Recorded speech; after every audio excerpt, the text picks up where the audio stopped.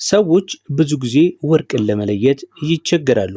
በተለይ ደግሞ በዚህ ጊዜ የወርቅ ግብይት በየቦታው ከፍተኛ ስለሆነ ወርቅ የሆነውን እንዲሁም ደግሞ ያልሆነውን ሲሸወዱ እናስተውላለን። ስለዚህ ለምንድነው ወደ መፍትሄው የምንመጣው? ወርቅ ማለት ወርቅ ካልሆነው የሚለየው በጣም ወሳኝ በሆነ ነጥብ ነው እና ዛሬ የማሳያችሁ ወርቅ የሆነውን ወርቅ ካልሆነው እንዴት መለየት እንደምንችል እንመለከታለን።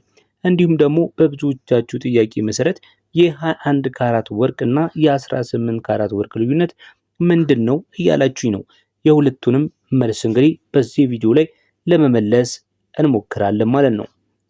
ሰላም ቤተሰቦቻችን፣ ዛሬ ወርቅን ከተመሳሳይ ነገሮች እንዲመለየት እንደምትችሉ ነግራችኋለሁ።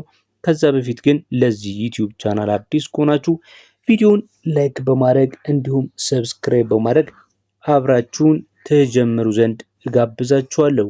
ቤተሰቦችም ሼር አድርጋችሁ ተከታተሉን። አሁን ቀጥታ ወደ መረጃው እንሄዳለን።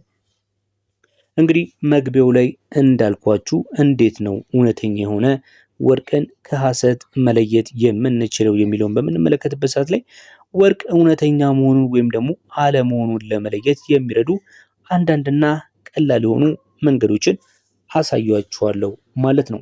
የመጀመሪያውና ዋነኛው ወርቅ የሆነውና ወርቅ ያልሆነውን የምንለይበት የመጀመሪያው ማህተብ ነው። ሃልማርክ ይሉታል። የተለያዩ ወርቆች የተለያዩ